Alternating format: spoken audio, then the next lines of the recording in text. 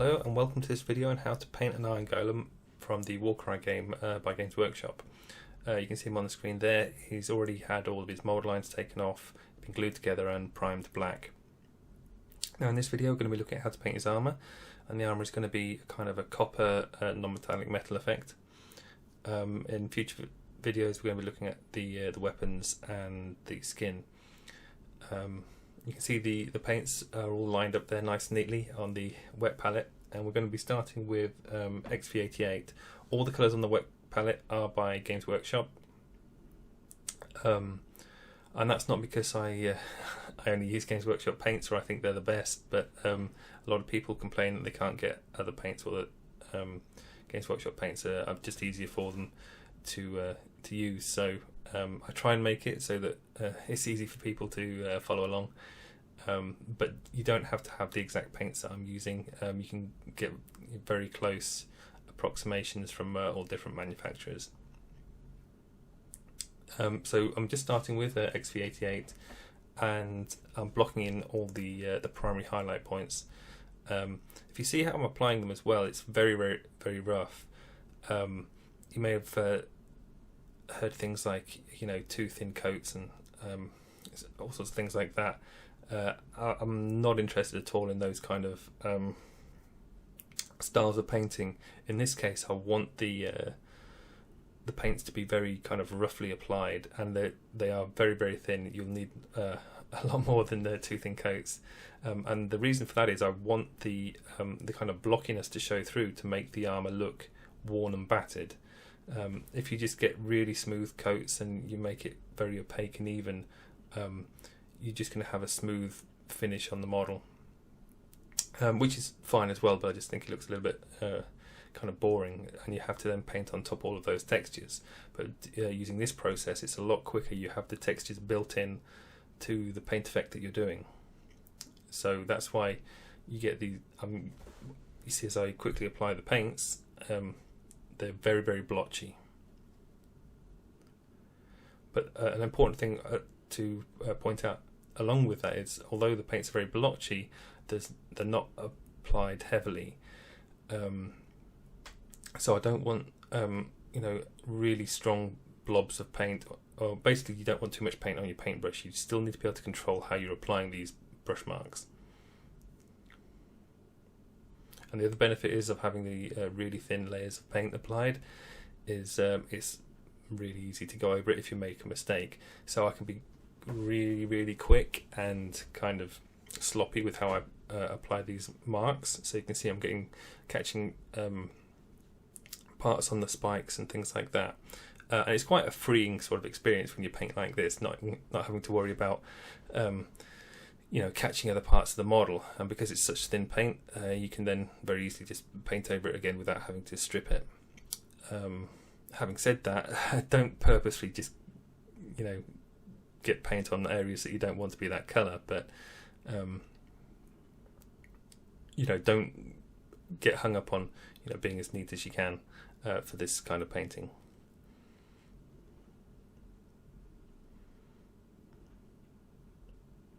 If you look at where I'm applying these highlights as well, you'll see that there's a lot more paint applied on the head and shoulder areas, and then as we go down, particularly this kneecap is under the hammer as well, there's hardly any paint applied in these areas, so it's going to be quite a dramatic looking model, with the light focusing on the upper area, the shoulder and the head,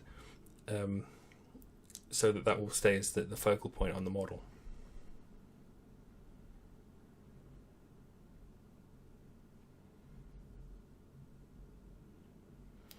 Now, to help me with the light points on the model, now I don't slavishly copy these, but I do look at how the light from the lamp hits the model. I then interpret that, you know, and kind of tweak the lighting to work how I think would be more interesting. But other things you could do is you could have the model and have lamps set up around it. So if you wanted strong secondary highlights or having it lit from the side, you can have it all set up like that, then take a photo, and then you can use that as reference. But in this case, I'm just roughly using the lamp as a light source, and what that does is it it makes it easy for me to see how the light kind of catches various angles on the armour, because those are things that make the lighting interesting. If you just always pick out the largest areas, it won't be that accurate, and it just looks a bit boring, whereas sometimes you actually are a bit surprised with what parts of the model actually catch the light and how they catch the light.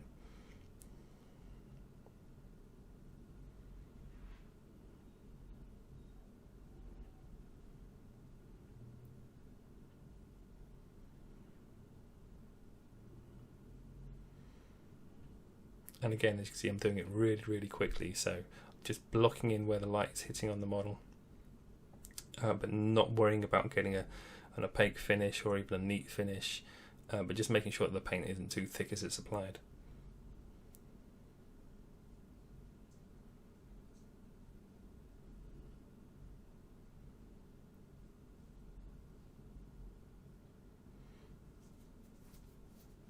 And if you also watch the marks that I'm making, they tend to follow the shape of the armor. So if it's a curved, like a round circular curve, I tend to work in towards a point, like a circular point with the marks going in towards the center, where they're still kind of squiggled around and things to get a sort of a chaotic look to them. That there is a general overall pattern towards a round circular shape of a highlight.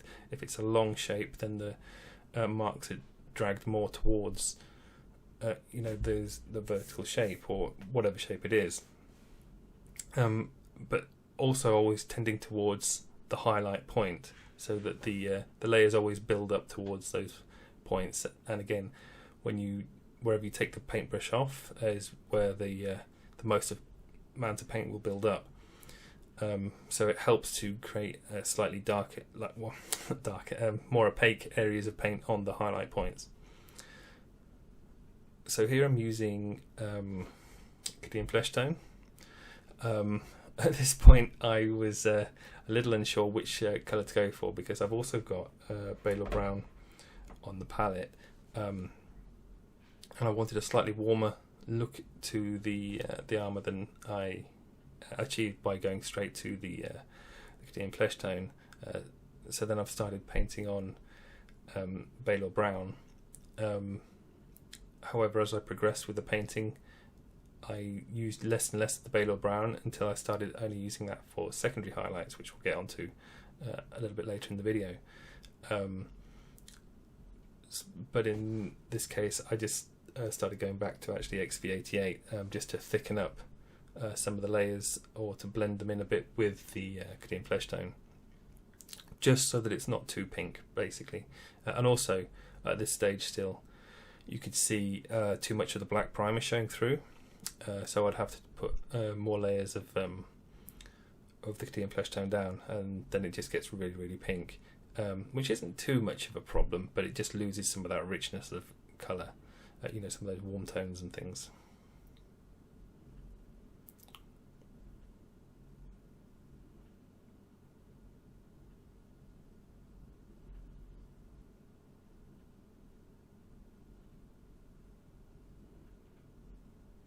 So you can see here I'm just picking out a few of the edges around on the face mask, but really the Balor Brown is just kind of like just to add a bit of warmth. It's not a super necessary colour, and you can probably get by without it, but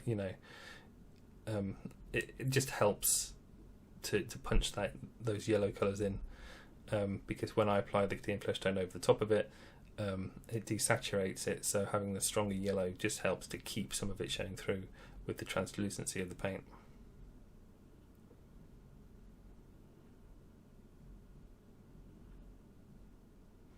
One of the reasons I'm painting this model with the non-metallic effect is because it's such a nice shape. Like, there's nice big curves all over.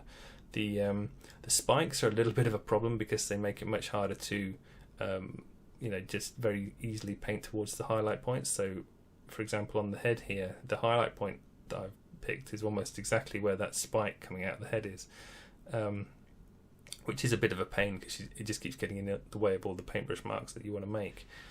However, you'll see later on when I start painting in the spikes that actually having the spikes there just enhance that non-metallic look. And again, you can see as I'm applying these colours and things, I'm really making an effort to make the paint look rough. I don't mean rough in texture, I mean rough in kind of like not opaque. So the marks are all squiggly, and you can keep seeing the previous layers showing through, but in a very patterned kind of way.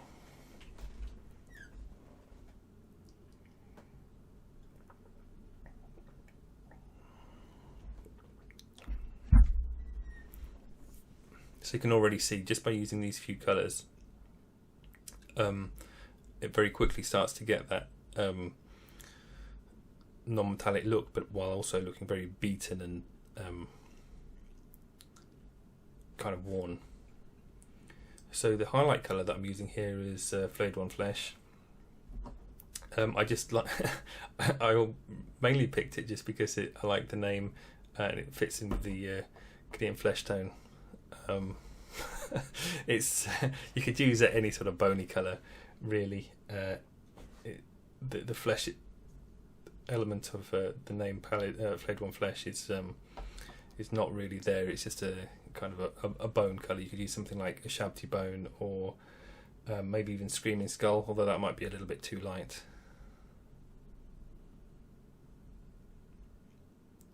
So here I'm using some Mournfang Brown. This is very, very orangey, and again it's adding warmth to the model, but it adds too much warmth. So later on I'll be using Incubi Darkness to tone it down a little bit. It'll take away the coldness of the greeny blue Incubi Darkness, will counteract the yellow of the Mournfang Brown, but also the Incubi Darkness is a really nice colour for kind of worn off or very subtle weathering, so for copper and those sort of types of armour, bronze and things, you get verdigris, which is a very greeny sort of colour. Now verdigris, if left unchecked, goes very, very pale green sort of look, but if you look at references for armour where they've had verdigris kind of grow on it and you sort of rub it off and things, you get it looks very dark. It sort of kind of polishes into the armour and you get very dark greeny kind of look to it.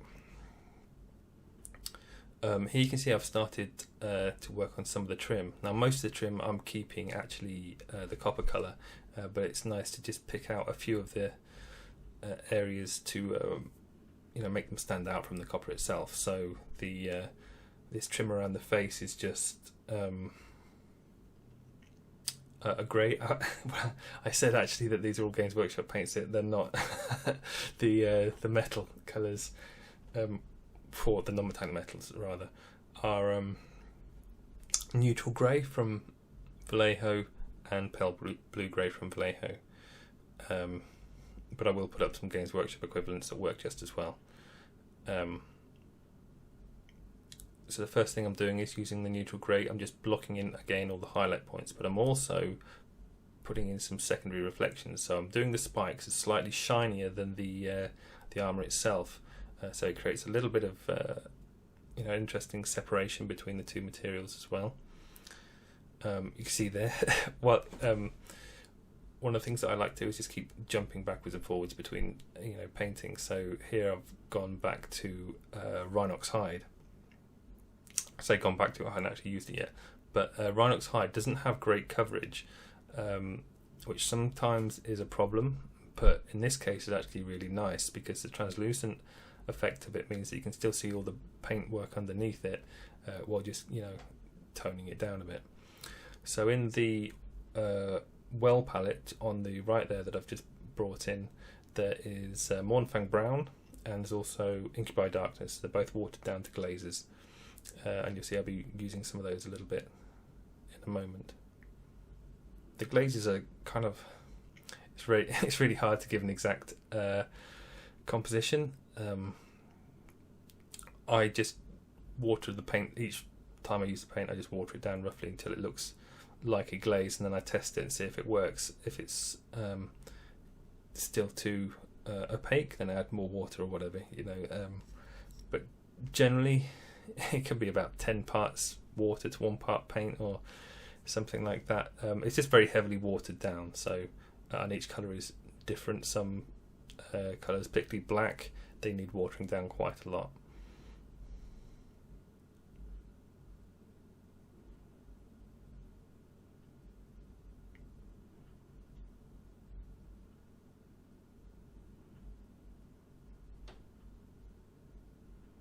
A lot of people ask for step-by-step guides for painting these type of things that I do the videos for, and it's really hard for me to make those. So I do them when I can. I'm doing one for some for Magor's Fiends, for the kind of plate sort of steel looking armour. But the problem is, especially when I'm using lots of different colours, I go backwards and forwards so much with the colours, just as, you know, kind of like off the cuff as I see it on the model. It's very much an organic process, so it's hard to have a list of steps saying you do this, then this, then this, when I know that, say, in between step 5 and 6 I've actually gone back and, you know, tweaked something before going on to step 7.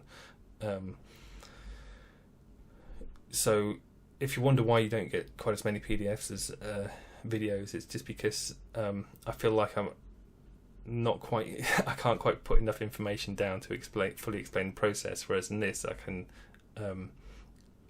explain it as you see it, so you see the whole process as I go along.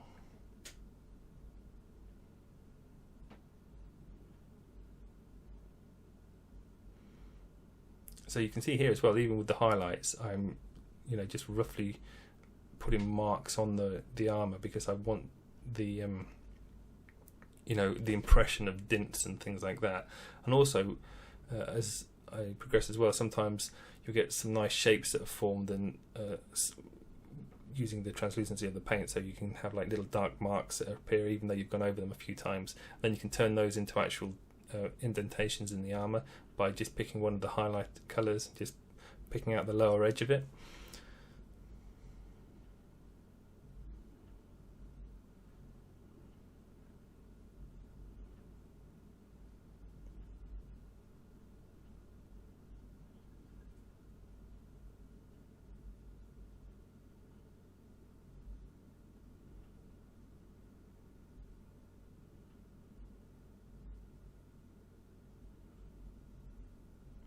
I said earlier on,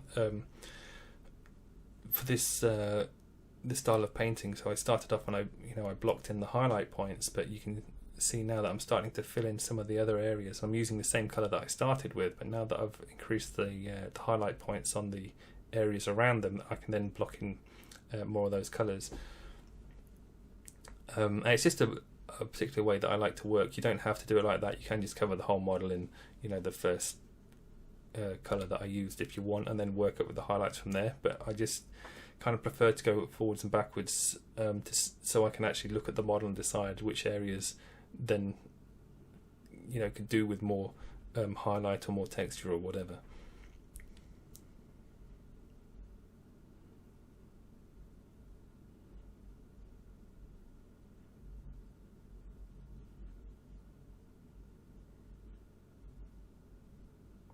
I was almost a little bit confused when I started painting the model, because I was going to paint the thighs as armour as well. They're really big and chunky, but if you look around on the model, they're actually bare skin, and it's got the same spikes coming through on his flesh as it does on the armour. So here you can see I'm using Pale Blue Grey by Vallejo, and I'm just picking out some of the higher highlights on the steel trim on the helmet.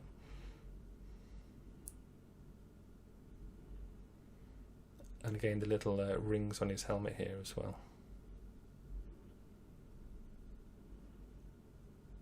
I didn't paint those particularly neatly, but I just blobbed on some highlights, and they still work fine.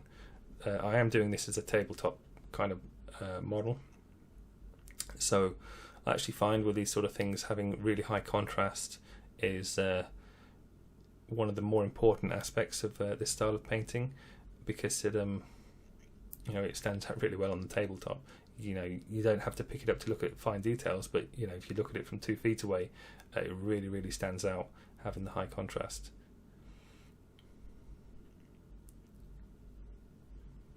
So these highlights that I'm putting on, they're all obeying the same light direction. However, the spikes, the primary light on these obviously all have the same light direction. And an important note to see here is that on the big spike on the left of his helmet has the highlight on the opposite side to the highlight on the right of the helmet. Now I think that it seems very obvious, but I just want to point that out because certain things, say like gemstones on Elder, when people paint those, they paint them all the same way. So the highlight dot they put in the same position on every single gem, no matter which direction it's facing, which is obviously incorrect. The light dot should always be consistent with the overall lighting on the model. They're not just random pieces with the odd light dot put on. So it's the same thing here. It's just more obvious to you because it's not something that you see replicated all the time.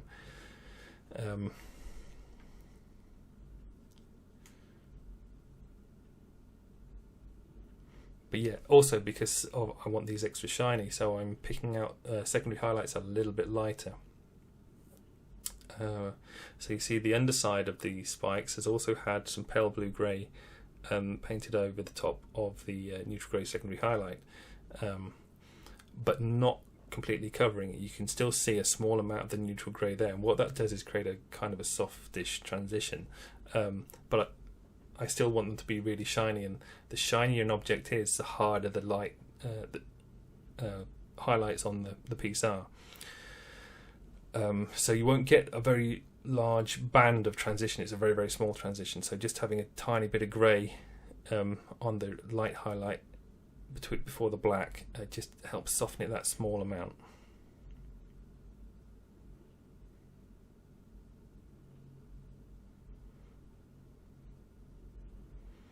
And then for the final highlight, I'm using P3 Morrow white. You can use ceramite white, although I think it's been cancelled now. I can't remember. Is it White Scar? Is the other white that Games Workshop uses? But anyway, this only goes on the primary highlight area. So wherever the main light point is hitting, so that helps to emphasise the primary light source, and also knocks back in effect the secondary highlights as well.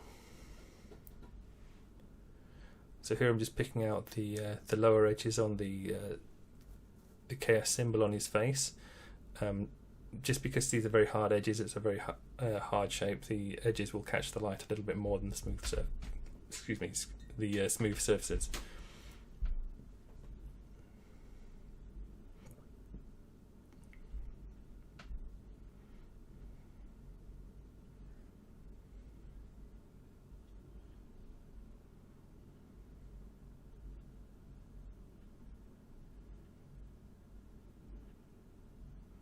You can see as well I'm not adding as much white to the copper armour as I am to the steel on the trim and the spikes, because it just separates them out a bit more as well. There will be some white on the copper armour, but it's a much smaller amount. Now you can see I've got the Incubi darkness, and I'm just glazing it into the shadowed areas. This will do a few things. One, as I mentioned earlier, it'll tone down some of the yellow. I know there's no actual yellow, but there's yellows mixed in. So in the Mournfang brown, there's a small amount of yellow to give it that warmth. In the Balor brown, there's quite a large amount of yellow, so it's a very yellowy brown. This knocks all that back, but doesn't completely wipe it out. So as I keep it more to the shadows, the yellow that shows through in the highlights is still there, but that also has been desaturated with the Cadian Fleshtone and the Flayed one Flesh. Sorry, but having said that, obviously I've still got the Montfang Brown as a glaze as well, so I have to very much look at it, judge it by eye, and decide if areas need a little bit more warmth added to them, or have a little bit of the warmth knocked back. It's all about balancing on the model as well. You can see here I'm using some of the Montfang Brown actually, and I'm just giving some of the steel a slight glaze. Obviously, as a whiter kind of metallic object, it's going to reflect some of the colours around it. So it just it also helps add a bit of interest as well, because having the one completely desaturated colour next to a saturated colour looks a little bit strange when they're both reflecting.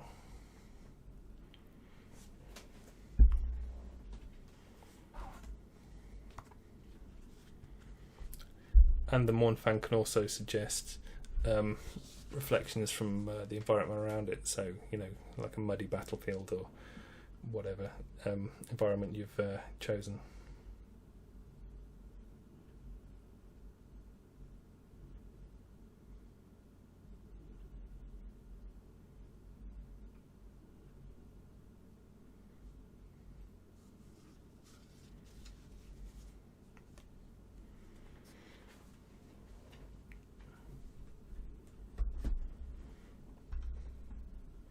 So basically from now on it's going to be exactly the same process that you've seen for the helmet, carried on throughout the chest and shoulders.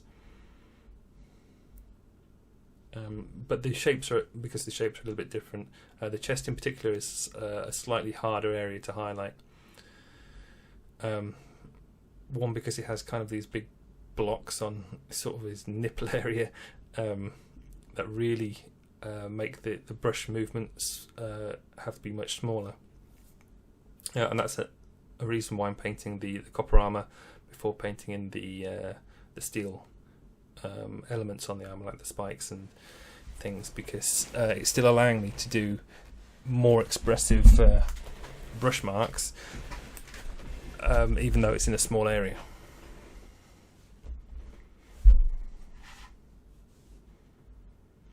So here, this is where I'm focusing more on the Balor Brown.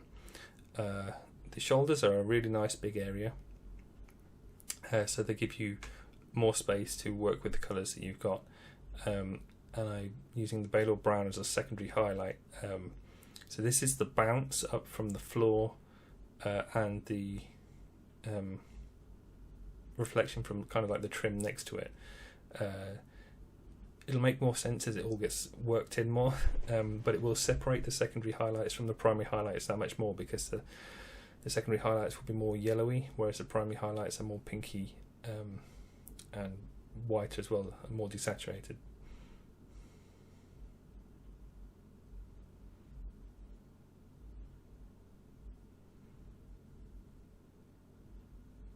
So the really nice thing about the shoulder pads on this is the lip at the bottom. So the curve works really nicely. It's got a bright highlight at the top of the curve, and then it goes all the way down until it's kind of facing downwards. And then right next to that downwards facing curve is the hard lip. So that makes it much easier to represent the non-metallic element, because you've got a strong tonal contrast working next to it, and it also just allows you to put a little bit more of a secondary highlight in as well, because that would represent the light bouncing off the hard lip onto the lower edge of the curve.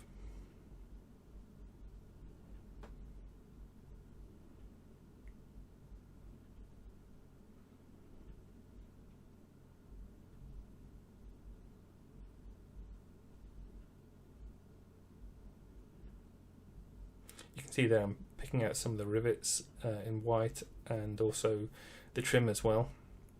It's really important that all the highlights line up across the model. So you've got the trim on the shoulders, the upwards facing trim in particular. It has to kind of line up with the highlights on the curve of the shoulder, but not exactly, because the difference in height throws it off a little bit, but it will line up at a certain angle depending on how you turn the model.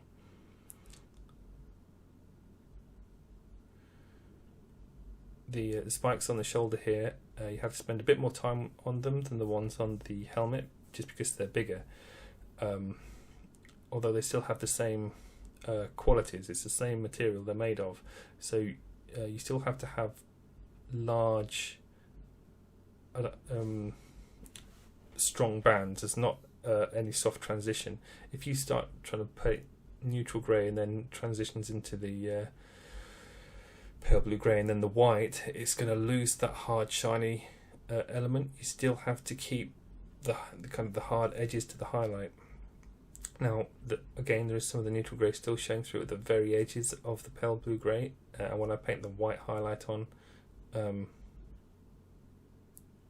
it will still show some of the pale blue grey as well, but it's only a very, very small amount. If you look at really reflective surfaces, I'm not talking about mirrors, because mirrors are exact, copies, but really shiny surfaces like polished metals and things like that, there is kind of a soft edge because it's not a perfect reflection. There is a certain amount of roughness in the surface which kind of blurs the edges of the reflections, even though they're quite distinct shapes. And again, you can see me glazing on some of the Mornfang brown to add a little bit of colour to the reflection, to give the impression that it could be reflecting some of the armour areas, or some of the environment around it, and it also does help to soften in some of those transitions a little bit as well.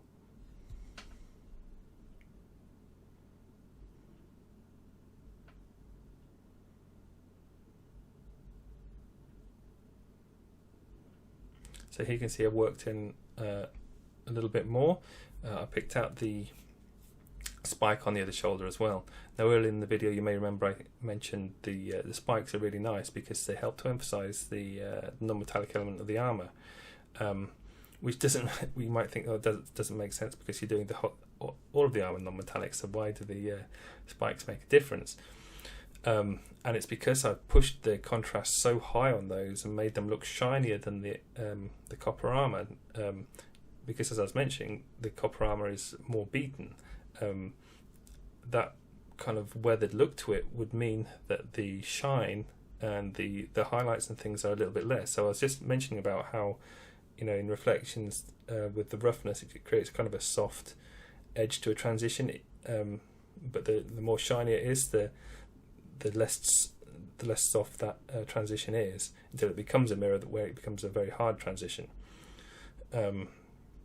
So in the case of the copper armor here, because I want it that battered look, it has a really rough texture.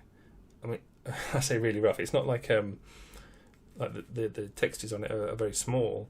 It's still reflecting quite strongly, but all those reflections are broken up, so it kind of distorts the reflections and makes the transition softer than a mirrored surface. And having the spikes on there, which have a shinier appearance to them, they aren't as battered, they are more reflective, so that really emphasizes that there are shiny points on the model, and kind of brings up the highlight on the armor itself. If I took these spikes off, the armor wouldn't look anywhere near as shiny as it does now.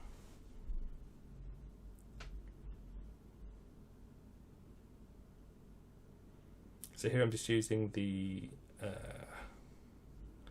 think it was Cadian Fleshtone, but it might be the Powdered Witch Flesh. It doesn't matter too much. It's the Powdered Witch, Flayed one flesh. Sorry, I keep saying Powdered Witch Flesh. I've been using the Powdered Witch Flesh for a different piece. So the Flayed one flesh. But whatever area that you're highlighting in, don't just do it automatically. Double check, when you apply the paint. If it's too bright, then you obviously need to use a darker paint. Don't just take it for granted that all highlights are the same. If you want it in a darker area, if you go straight to Flayed one flesh, in kind of these shadows that you pick out as a highlight, it's going to look horrible because one, there's none of the other highlighted area warmth to the highlights, so it's going to be really stark and cold. for that highlight. Whereas if you put the Flayed one flesh as a highlight where it's really close to the highest high points on the armour, it'll blend right in because that's already got things like Balor brown quite strongly in that area, so the warmth is there and it's closer in tone. If you want to highlight some damaged area in the armour and it's in the shadows, you need to be looking at the XV88 or the Balor brown. Having said all that, if it's a hard edge, so if you look at the shoulders, you can see the pointy arrows coming up, and I haven't painted that much on those pointy arrows. I've just picked out the hard edge, particularly on the shoulder on the left there. And again, that emphasises that hard edges catch light much more strongly than soft surfaces.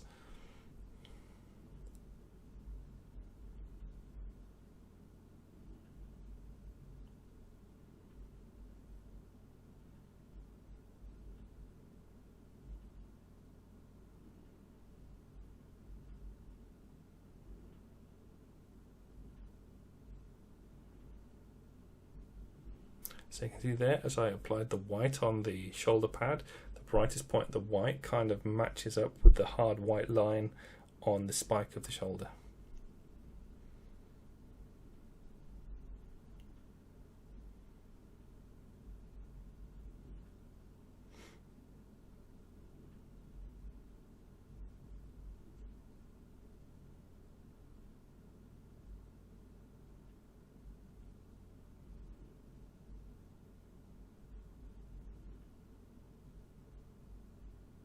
So here I'm going to painting the, I'm really not sure what these are. I'm just going to call them the nipples on the armour. I don't want them to look completely smooth, so they're going to have a slightly more worn look to them. So when you see the highlights that I just painted, the lower right highlight, it's a little bit rough. I'm going to blend it in a bit more than that, obviously, but I don't want them to be kind of shiny smooth like the spikes, because having a flat surface shiny smooth is pretty horrible, in that it tends to be one colour. It's very hard to get a transition on there, and it's not as easy to make it look non-metallic. You know, flat surfaces are horrible for non-metallic. Anything with a curve is much better.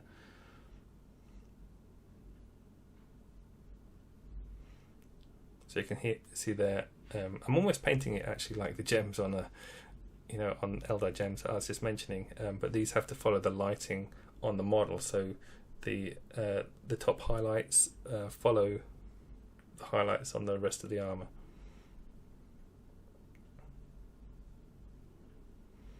Here I'm just blobbing on a little bit of the glaze for the Mournfang brown. It helps soften the transition a little bit.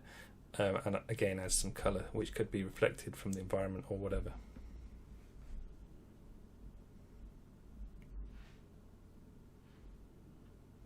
Then a small dot on the top of each one of these nipples, really brings out the contrast and makes it look shiny still.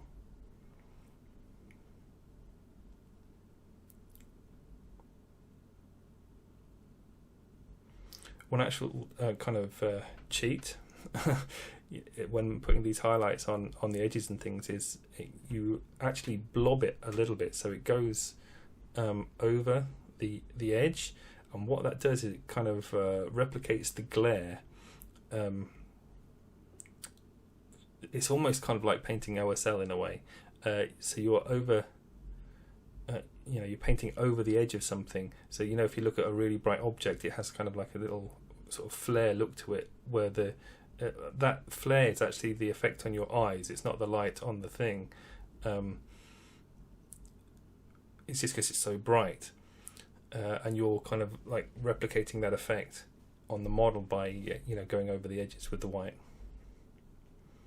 It's good because then it works as an excuse. If someone says you've gone over the edges, say no, it's supposed to be like that.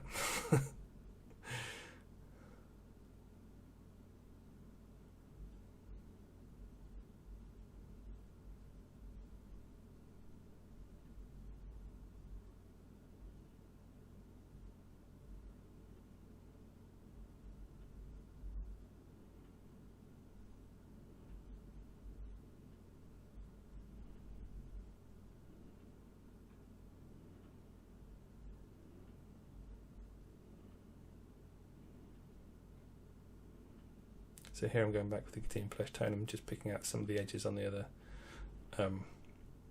harrow on the shoulder.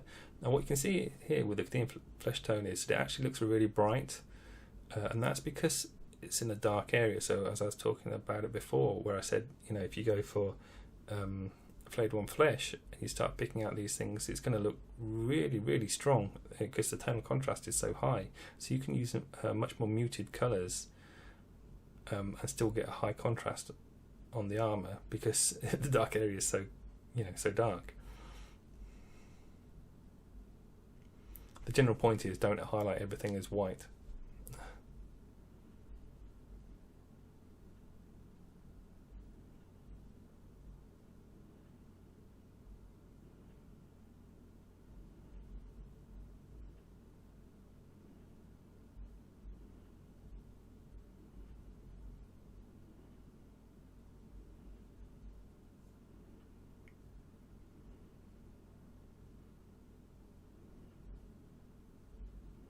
Just to expand on that a little bit, actually, when I say don't highlight everything white, which is kind of something that I think it's come from Games Workshop style painting a little bit, because they do their edge highlights. You know, they're so strong on the models, everything is given the same weight, but it makes it much harder to create focal points. They have to create focal points with their colours, whereas I'm creating focal points with the lighting. So if you highlight everything up to white, you have nowhere to go in helping people, you know, where to look on the model with it, you know, as a focal point. Because if the knee is highlighted super bright, you know, and is really got all white highlights all over it and things like that, it has the same value as the face. So why, you know, how are people being drawn to the face? And the answer is they're not. Whereas by painting it like this, with this kind of much more dramatic lighting effect, you know, people just look at the face, and then once they've seen that, and that's where the focal point is, then you can look at the rest of the model and see some of the more subtle highlights and things like that.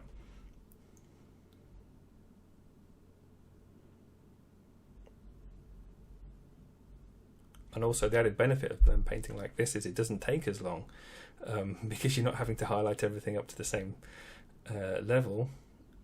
There aren't as many layers required and things like that. So in some areas, all you're having to use is just the XV88 as a highlight, and then just glaze it down a little bit, say with maybe some Incubi darkness, and that will work as a highlight because it's in shadows. So you know, you haven't had to spend anywhere near as much time, you know, adding all the layers to it.